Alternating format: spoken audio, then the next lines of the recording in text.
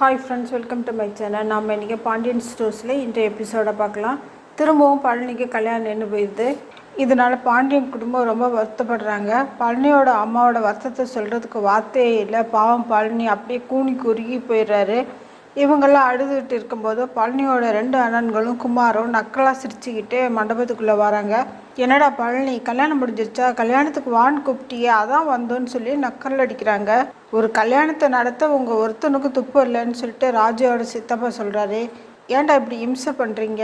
என் பையன் பழனிக்கு கல்யாணமே நடக்காதான்னு பழனியோட அம்மா அலறாங்க.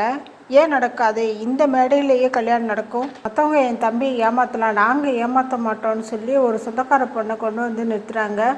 அந்த பொண்ணுக்கு கல்யாணம் ஆகி 1 மாதம் கூட வாழல, டைவர்ஸ் ஆயிடுச்சு. 8 வருஷமாக அவங்க அம்மா அப்பா கூட தான் இருக்கா.